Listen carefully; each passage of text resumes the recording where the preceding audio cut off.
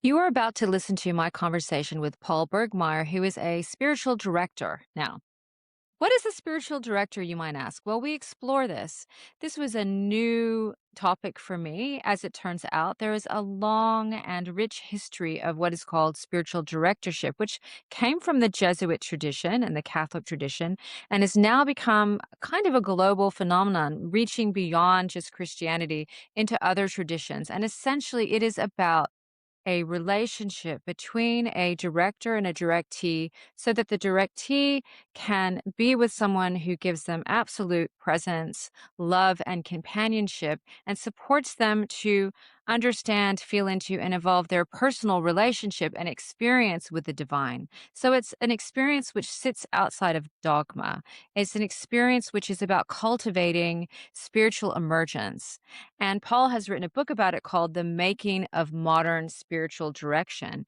But this conversation is about more than just spiritual direction. It's really about an age old hunger or curiosity that we've always had to have an experience and not just be in a community, also be in community, but also have an experience of our relationship to something greater and to navigate that with support. Enjoy this conversation with Paul. And if you are looking for a community of like minded people, a place where we can be together and explore some of the concepts that I have explored over the course of season one and this current season two of the Shattering Place podcast, consider joining either my Substack or my Patreon community. They both offer the same thing, which is regular calls, which includes some teaching and unpacking of some of the concepts of multidimensionality together, as well as processes to ground your nervous system. Just check my links below, and I hope to see you on one of my calls soon.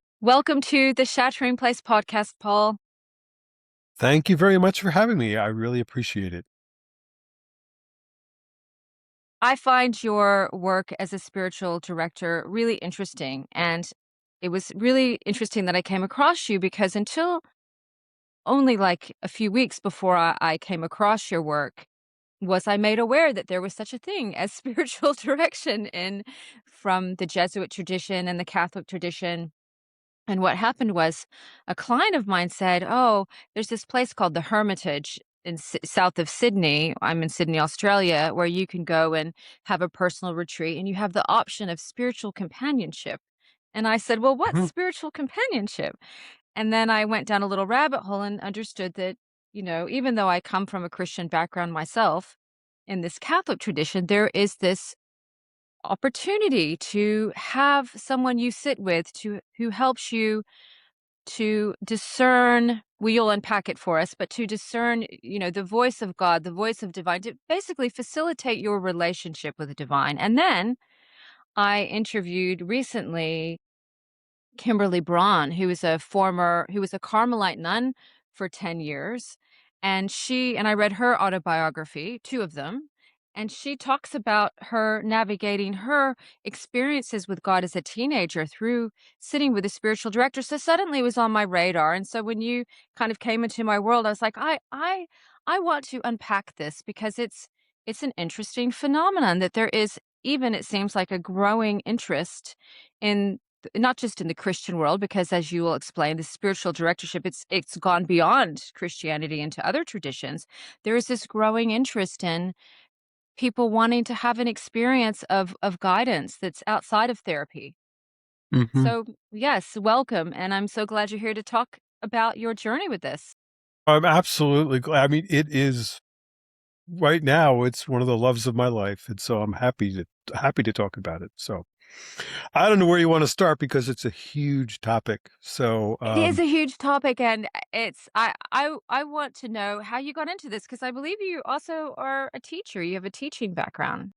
well, yeah, so, I was actually trained as a chemist, and have PhD in chemistry, and I worked in industry for 17 years, I think it was, and then, got laid off just after 9/11.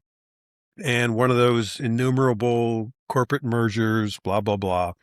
I actually was on retreat when I was laid off. This is just a side story, but I found out that I was laid off by calling my voicemail and finding out I had no voicemail. And that was it. That was it. The next day I called the secretary of the department and just said, "Hey, am I laid off?" She says, "Oh, I can't tell you, Paul." And I says, "Come on, just tell me."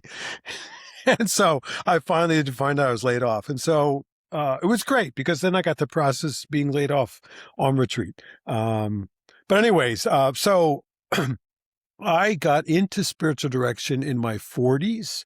And I think I have to back up a little bit and just say that I was raised in a fundamentalist background, and it didn't sit very well with me. There was too much believe without thinking. And so I resisted it quite mightily. And when I went to college, I just ran away from that. And my wife and I met in college, in graduate school, and I slowly got back into church.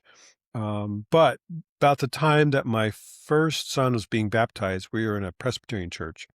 Uh, I said to myself, I really got to get this straight because I really had a lot of questions and I really was struggling. And I said, what if he starts asking me questions? I don't have any answers. And so I got to do something. And so I started talking with a pastor, and then that was for about a year. And then another pastor at the church said, "Hey, there's this guy up in Bethlehem, which is about an hour away from here," and said, "Why don't you go talk to him?" And he was just wonderful, a great listener. Um, really helped me expand. Again, I mean, it's a good example of what a spiritual director does. He just opened things up for me just by asking questions and listening. And no, it's not Yes. therapy. We're not fixing, well, things may get fixed along the way, but the objective is not to fix anything. And that's one of the interesting things for me is things do get addressed, but really it is focused on most broadly, how does God, I'll use my language, how does God show up in my life? It may be in prayer, it may be on retreat, it may be playing with my sons, it may be talking with someone. And that's one of the draws for me about spiritual direction is I get to be with people as they explore this. And that's just a gift. It's just a gift. It really is. It really is a gift. There's shades of that in my work because I work in spiritual emergence. So although it can be therapy, sometimes there's a question of is this voice in my head God or the divine or my dead grandmother or my you know conditioned self or what have you, and just holding the space for that is quite a beautiful experience. And you've written this book, The Making of Modern Spiritual Direction, and you have a bit of a mission around this book. So you're tracking the history of it, but there's more to it. What is Yeah. your mission around this book?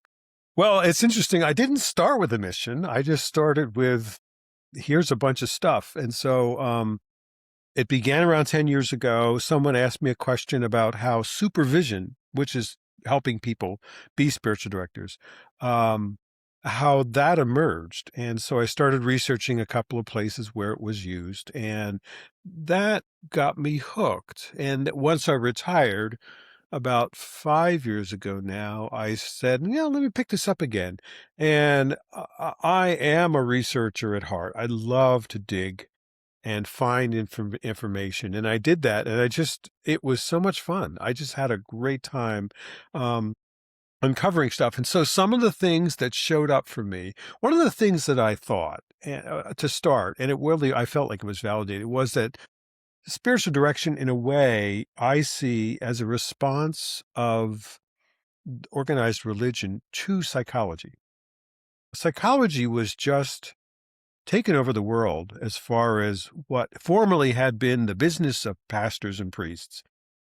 Suddenly had become, over certainly into the 1970s, a thing that was hard to admit. Matter of fact, Richard Rohr, who's a pretty famous uh, Catholic priest, has an article called "Why Does Psychology Always Win?"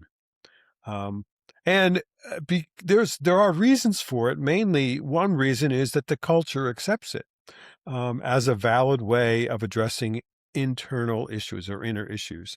Um, and so, spiritual direction, I felt like came out of a response to that. And it's complicated, a lot of stuff going on, but that was one thing. And then another thing I found was that really surprised me was I thought spiritual direction, and it has been around for millennia. I mean, it started in the fourth, fifth century and kind of went forward from there. And I knew all that ancient history, but no one had written about the modern history. And so I started looking and finding out that really the spiritual direction as we know it didn't exist until the 1970s. And there were five or Mm. six training programs that really started it. And and then like a conclusion I reached after I looked through it all, I looked back in the 20th century to see what had been before, and there were lots of different varieties of spiritual direction. People were unique in their approach, and that became more of a standardized approach over time because there were five training programs, and each of them had their own flavor. And that's what they taught. That's their box. And so then you're saying, okay, well, what? And now what I'm exploring, kind of post book, is so what have we lost, and what can we gain by looking back again at the history? So I'll Mm. stop there. I was really interested in the history of it. I mean, like you, I'm a researcher, and I like to go deep. So my mind is like, what is this? Uh, how much that tradition of spiritual directorship was impacted by culture, and how some programs were more, weaving it in with psychology, others with mysticism, others with, various other flavors.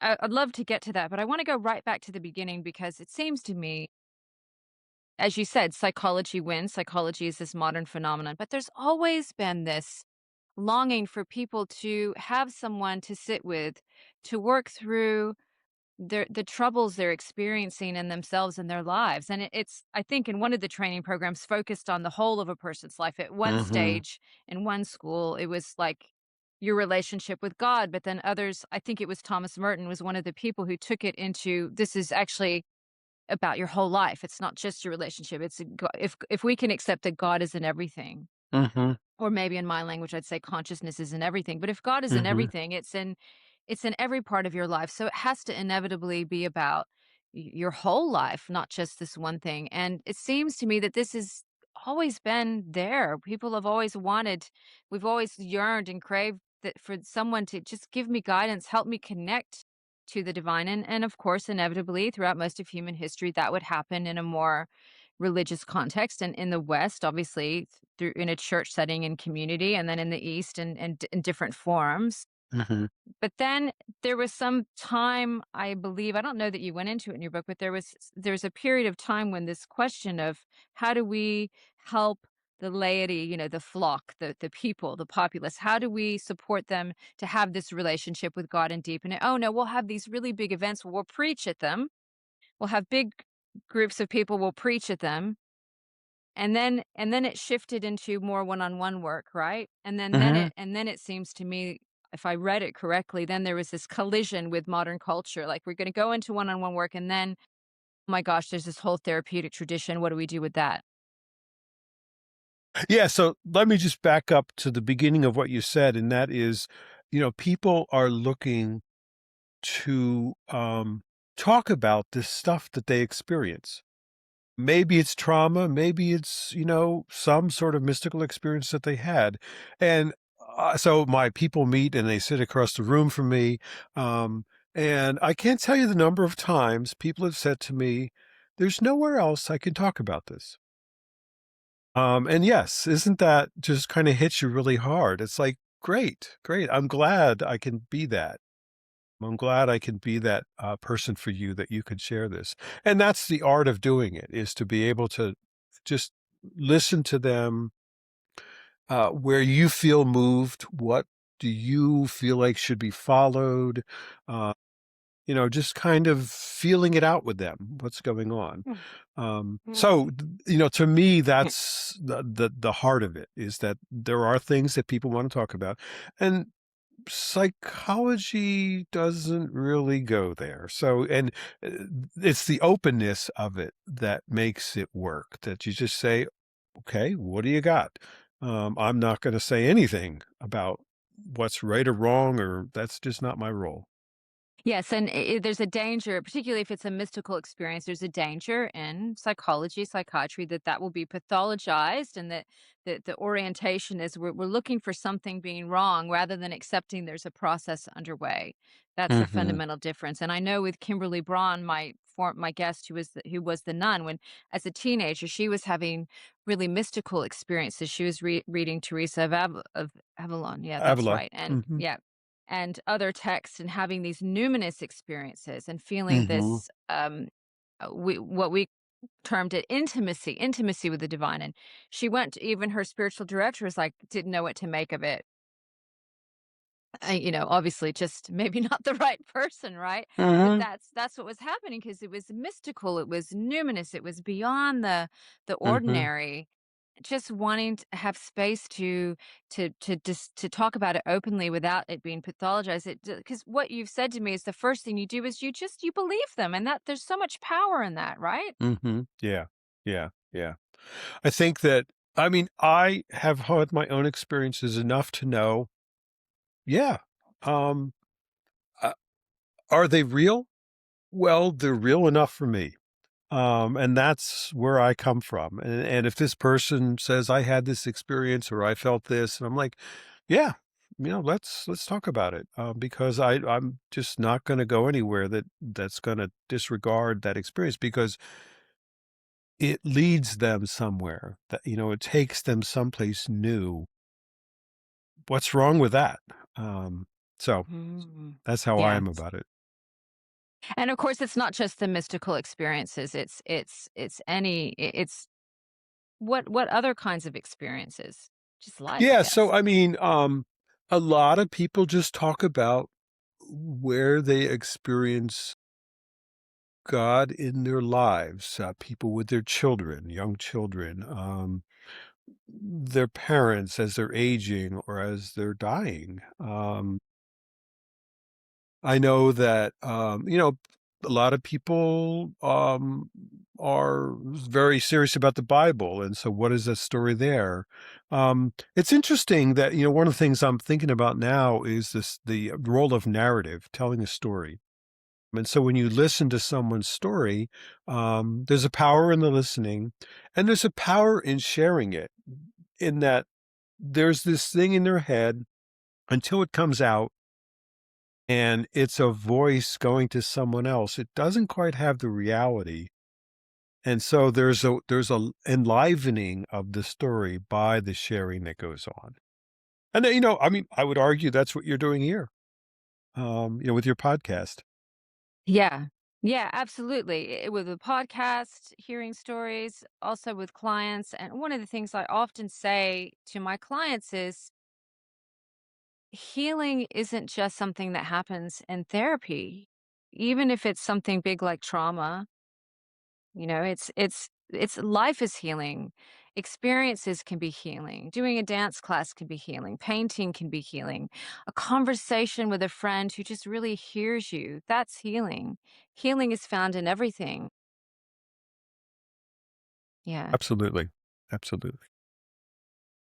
And there's some interesting crossover, though, with modern therapeutic practice. I really was struck by how this Rogerian person centered therapy approach has been woven into it. So when you say things like, I listen, there's presence, that's a very Rogerian approach, which is Yeah. pervasive in the therapy world and really makes sense in this context. So there has been some crossover. Yeah. And I think it's tricky because, um, you have to recognize that it is psychology, and you're always balancing the spiritual with the psychological. I mean, it's just an ongoing, I wouldn't say argument, but, just an ongoing balancing act. Yeah, I can appreciate that could be tricky sometimes. I know of psychologists here who've been debarred or they've been investigated because they've brought spirituality into the practice. There's this No. weird secular tradition of we must separate it out. And yet we know that That's it's it's so yeah, go interesting ahead. to hear that there's the battle on the other side as well as there is on our side. Yeah. Yeah, absolutely. Yeah. Totally, and it's crazy, isn't it? There's a book about how when you have a faith construct, it increases your chances of healing, recovery, and a Hmm. thriving life. Uh, but there is a lot of research around that fact that having a faith construct, inviting in that mystical experience, having a belief in a higher power is really facilitates some kind of healing process. So it is interesting that we want to separate those processes so very much. And I can imagine from your point of view, you're sitting with something. I mean, do you ever think this person maybe should see also a psychologist or not? Yes, absolutely. I have, on occasion, especially with people with trauma, um, said, "I'll continue with you as long as you let me know that you're speaking with a therapist, because I don't want to be the sole means of support here. That's not my role, and it's not what I can do well." So I Mm. think that that's definitely, a struggle. I did want to come back to this thing about the divide. A lot of the divide has to do with language.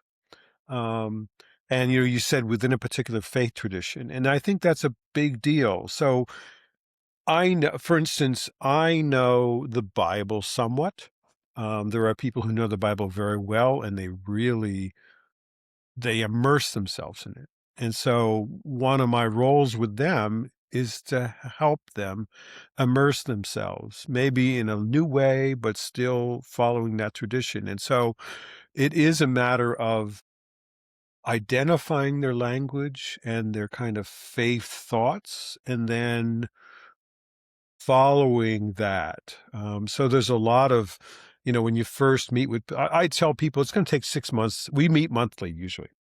It's going to take 6 months to figure ourselves, each other out, um, because it is an immersion in them as much as you can, and them gaining a trust in you, and honestly, you gaining a trust in them as well. So Yeah. yeah, so language is a big part of that for me. Mm, yeah. It's important to understand how people frame it in their mind because that helps you help them better. You can be inside that framework and that it's relatable. For me, I don't mind what language I use at all. For me, it's all shades of the same thing, something Mhm. something beyond, something numinous, something divine, consciousness even if I'm talking to more scientists. But there was something I was going to say about that experience. Yes, you do something called biospiritual focusing. Yes. So, which is, in the therapeutic tradition, there's Genlin or Genlin. I never know how to say Genlin. his name. Genlin, yeah, focusing, which is the somatic feeling into, and you take it in. I hadn't heard about that particular brand of Yeah, it, but I love it. Yeah. yeah, so there were 2 Jesuits, who were in Chicago and had heard of Gendlin and went to talk with him, and they started their own kind of focus on it, and the biospiritual part of it, I'm not that well versed in it. I've been doing it for 2 or 3 years, but I participated in a lot of work with it.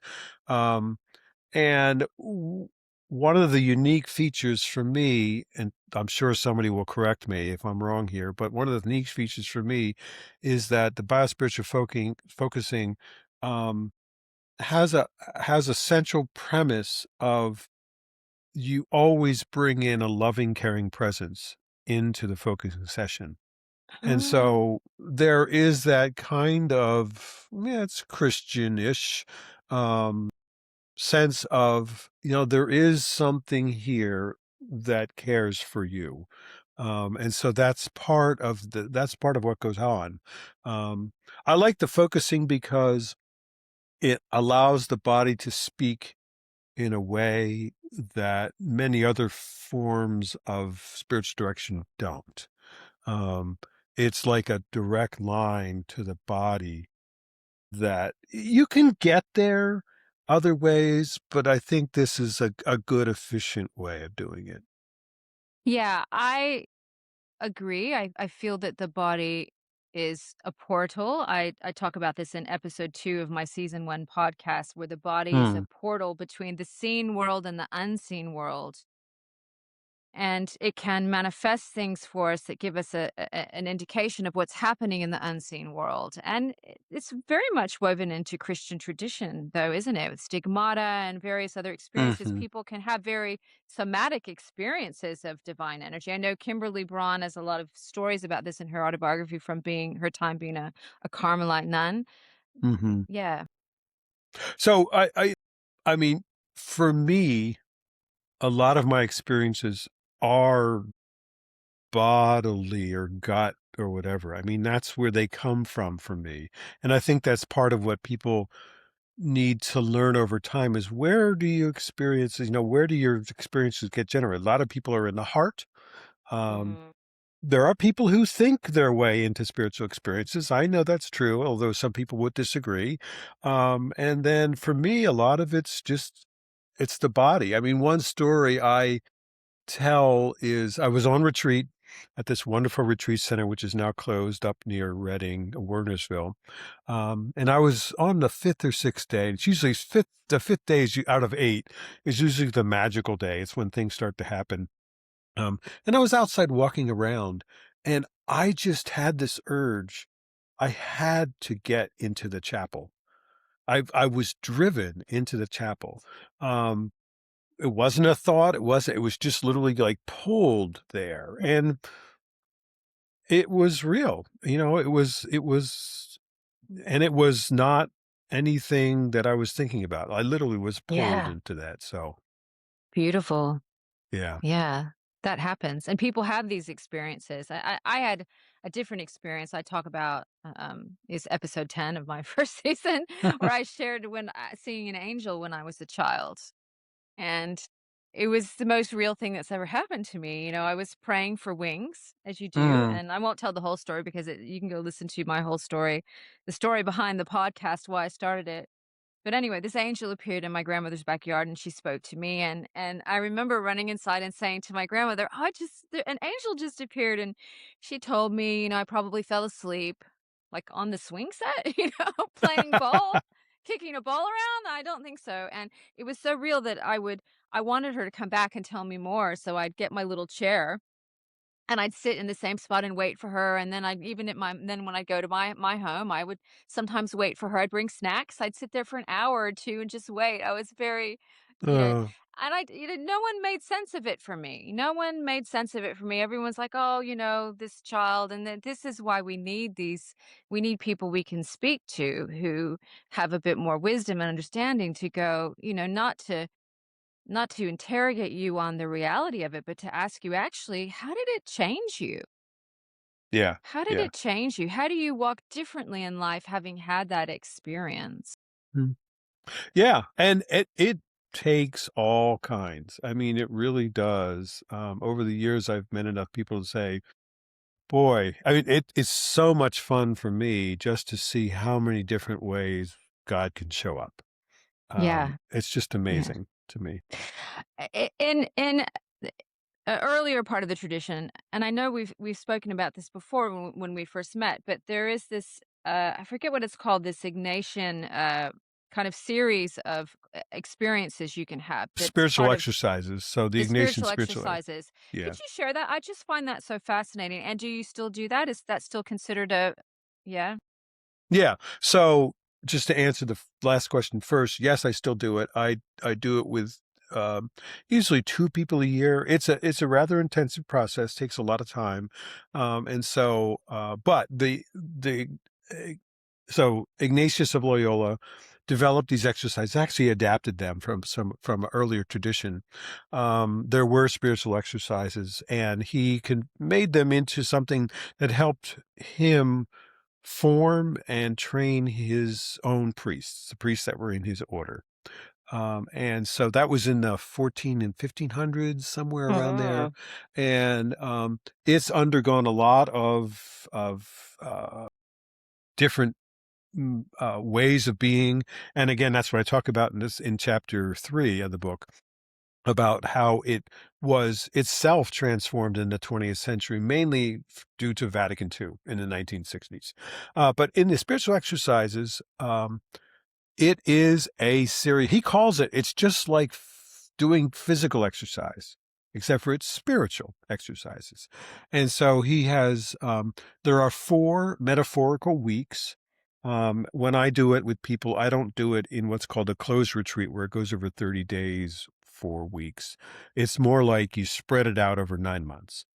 And so I will meet with someone once a week.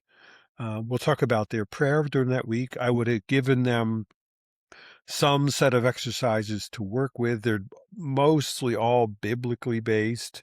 But he has a form. So there's a structure to it. I love it. I actually wrote a paper about the pedagogy of the exercises because it's an incredibly good teaching method that he uses there. There's a lot of spiral curriculum and stuff like that. But anyway, so the first week is about God's love for you and your response to that, uh, in spite of who you are. And the second week is about the life of Jesus from the Annunciation with Mary up through him coming into Jerusalem on Palm Sunday. And then the third week is his passion. So him being tried and then condemned and then crucified. And then the fourth week, which is always iffy, is the resurrection. Um, and everyone, so I take people through it and I tell people at the beginning, something will happen. I can't tell you what, but something will happen. And I have seen some amazing things. All I do is hold the structure for them. Mm, And then the exercises do the work. mm. And I now have a trust in the exercises. I know it's going to do this thing, and I'm just going to my job is to, says if one of my supervisors says, your job is to guard the graces. You're the guardian of the graces. So every week there's a set of graces that you're asking the person to pray for. And so you're just holding them and helping the person who's doing the exercises be aware of that grace and then pray with that grace. And it's just an interesting set of exercises, but Yeah. it did get changed as part of the 20th century. It used to not be nearly so flexible and stuff like that.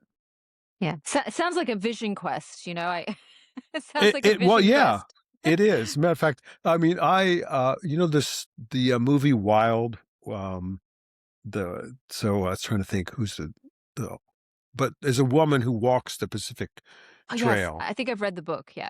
Right. Yeah, Cheryl Strayed is the woman who actually Yes. wrote the book. Yes. It's a lot like that. Um, there's a scene where she has all this luggage on her back and she falls over. And then she gets to the first like place where somebody helps him out, and he just sorts out all the stuff and say, "You don't need this. You don't need this. You need this." That's what the exercises do. They kind of do this sorting process for you. If you don't need this, get rid of this. But this is really important. You should stay with this. So that's part of what you do is help them identify what's important for them and then what isn't needed. And are you seeing that there is a thirst for this, that there are more people who are interested? Is your demographic changing? What can you observe from where you sit about how this is evolving in the culture?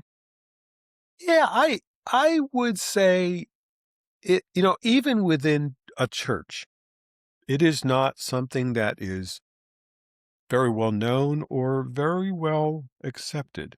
I mean, I'm a Presbyterian, and Presbyterians are not big on spiritual direction. There's theological reasons for that. But there is a small subset of people who are really drawn to it. And I'm not trying to grow, who I have coming to me, but I am interested in, who is interested, who comes and talks with me. Tomorrow I'm talking with another person who wants to, be a directee and just see what is up for him. There is a lot of matching. In other words, are you drawn to me? Am I drawn to you? And so it's hard for me to be a scientist about it and say, well, there is this population because there's this self and other selection going on all the time. Yeah, Um, sure. so yeah, it's hard to say. I mean, it certainly is bigger than it used to be. So when these 5 programs began in the '70s. There were 5 programs, and in April of '25, when I was finishing up the last chapter, I decided to count the number of programs just in North America, and there were 81. So, it's pretty big thing. And it's also, as you say, spread across different traditions. So it really did start as a Catholic phenomenon, mostly, almost all, but it's gone way much more than that. Yeah, that's really fascinating to me because one of the things I'm tracking in the podcast for my own research and so on, and my own personal fascination is how the human population is changing in our experience Hmm. of God, the divine, our relationship to those things. And you this brings me back to your book a little bit because in the history of spiritual directorship in the 70s, okay, there were 5 programs. But this in the 60s and 70s, it was a big cultural moment in the world, wasn't it? Particularly if we're talking about Christianity in the US, a lot of people were leaving the ministry. There was a shortage of spiritual leaders, really, and the populace was thirsting for more of a direct experience. This is the time when, it was, people were going on pilgrimages to India, and we have Ram Dass, and we have the psychedelic movement. There was a cultural shift away from this church environment and this top-down hierarchy to, I wanna Mhm. experience God myself. I want a direct Mhm. experience, and there's a certain feeding in of that. Obviously, it went all kinds of directions, but it also obviously affected how spiritual directorship evolved. Yeah, to me, it's a bit of a balance. I mean, I would argue strongly that one should be in community. It's not an individual thing, and Christianity supports that argument.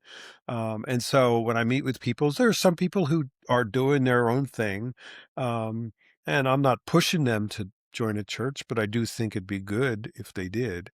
Or, some kind of community. And the other thing that strikes me is that, a lot of times I think you see what and here I'm gonna get into Freudian language, but sublimated spirituality. In other words, it just kind of bursts up in some way in the culture because it's there. You can't take it away. But why not let it be what it is, in a relationship where you can talk about it, you can explore it, not let it be drawn this way and that way. It just seems to me that there ought to be, a little bit more focus on what it really is, which is the divine, rather than kind of buried in something else. I don't know, does that make sense? Yeah, how do you see it buried before people kind of discovered this world? Um, well, not before. I think it's, somewhat now.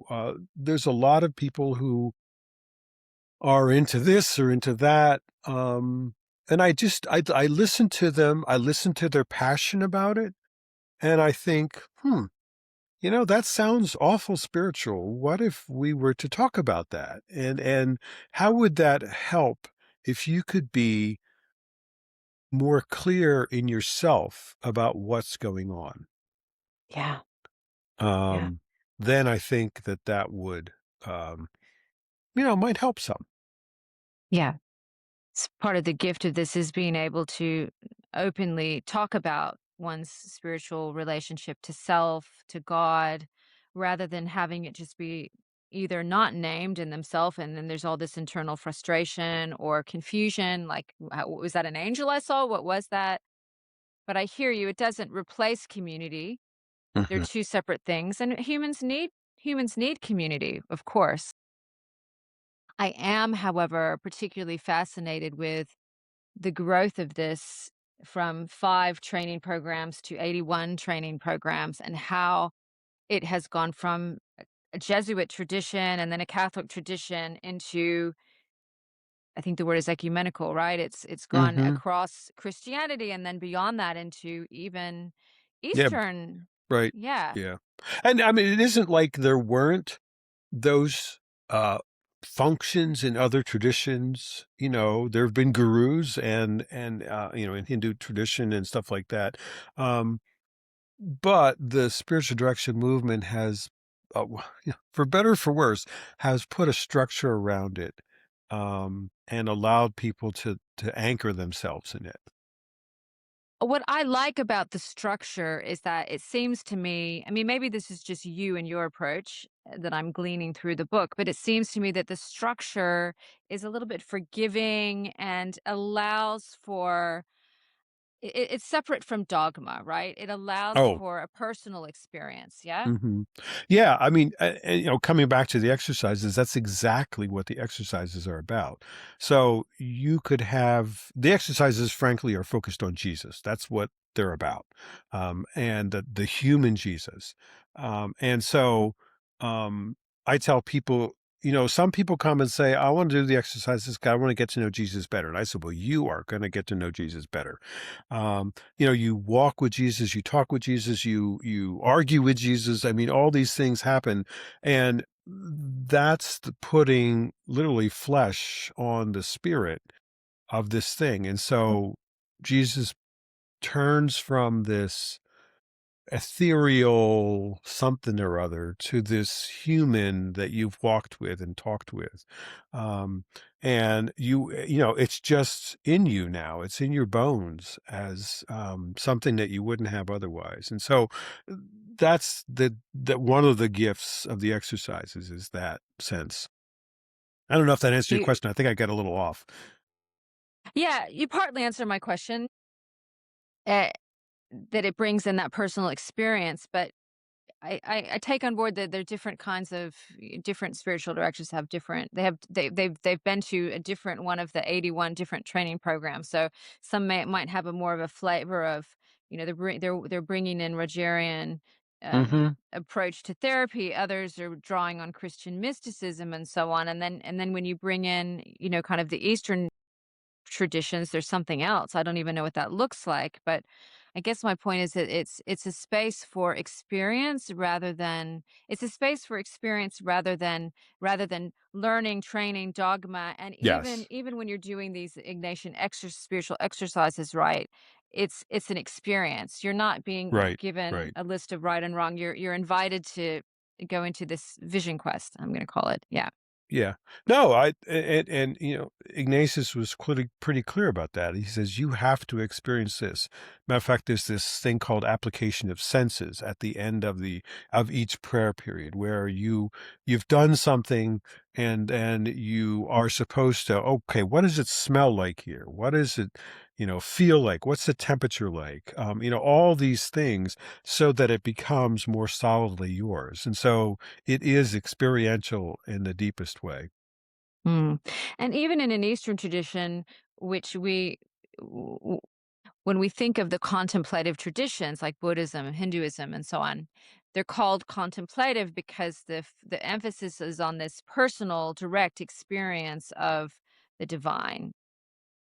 However, even in those cultures, as you noted, there can be a tendency towards the guru, the leader. There still is this container or structural experience that gets placed over that contemplative tradition that takes it away from something that it could be. And what I'm hearing from this experience of being a directee in this tradition, spiritual directorship, it brings it back to this individual experience very deeply. I mean, there is that tension, just like there is between psychology and spirituality. There is tension between religion and spirituality, and that you got to negotiate that all the time. If you're going to be in a faith tradition, there's some things that you're going to agree to, and some things you may disagree with. But it is always a balancing act. Mm. Yeah, there is a balancing act, yeah. How much has it grown? Do you have any stats? You have 81 training schools, but now Yeah, I don't, I know, I think there's more than 1,000 spiritual directors. So there's Spiritual Directors International, SDI is like the umbrella organization for spiritual directors around the world. And I think that I want to say there's 1,000 people. I could be wrong. I could be way wrong. I'd have to check that. But you can go on SDI and find out, you can find a spiritual director in your area. and specified you want this particular faith tradition. Do you want someone who's a man? And so that's all there for people to look. But, it has grown. And I think the thing that's most interesting to me is how it's grown across the traditions and how you adapt it to different traditions. If you're evangelical, it's different than if you're Catholic, or if you're Reformed Protestant.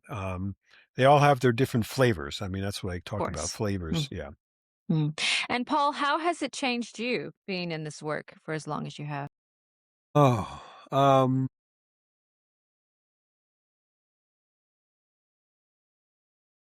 I mean, I started in this very unsure of my faith, very unsure of um, not only what I believe, but what I experienced. I think just by meeting with so many people, it's changed me to give me a much broader perspective on what faith can be, what Christianity can be.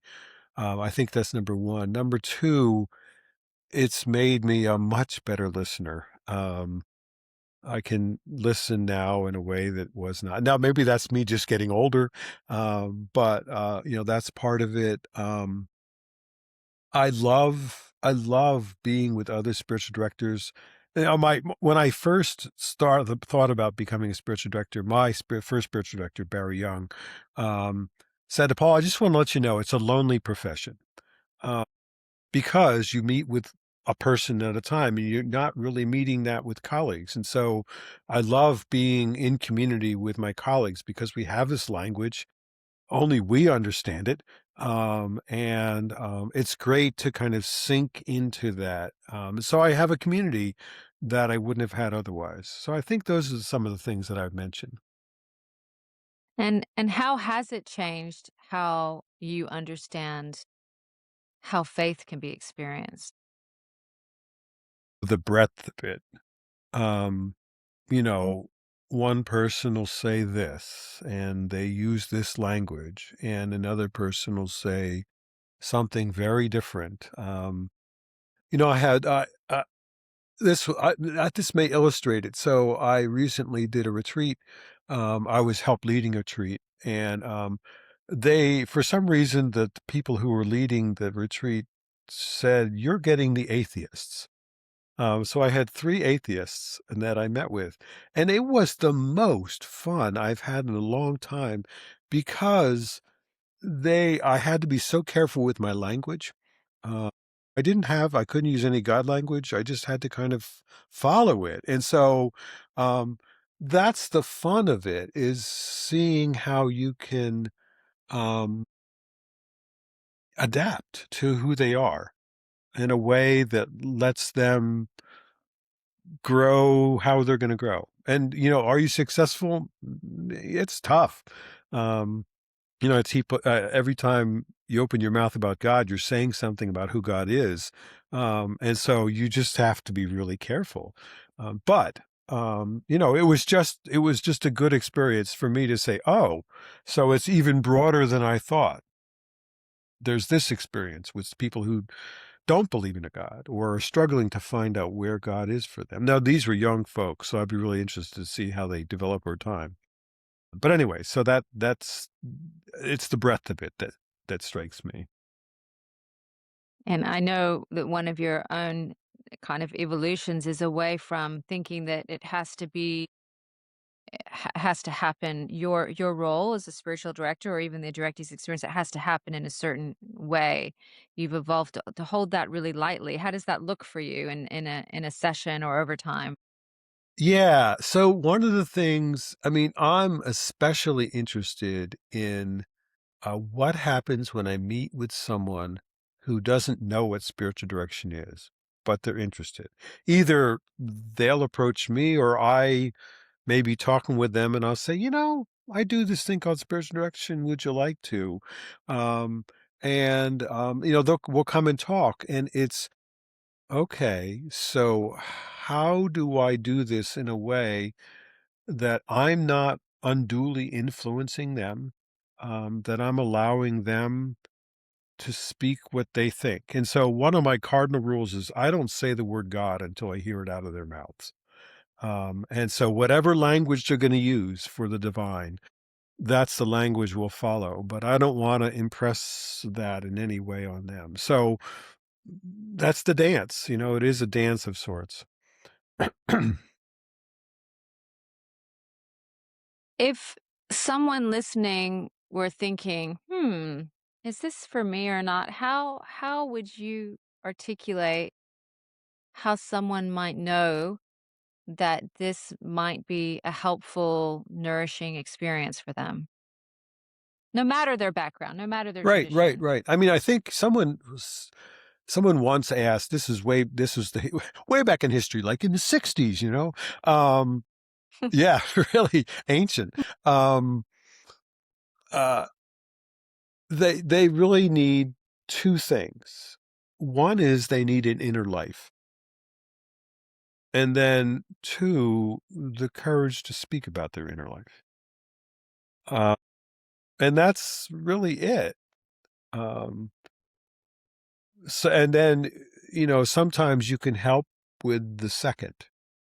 And you can also help a little bit with the first because people don't realize they have an inner life. And, some people say, oh, I just want to do stuff. I don't want to, think about it or feel it or anything. And it's like, well, okay, let's sit with that a little bit and see what happens.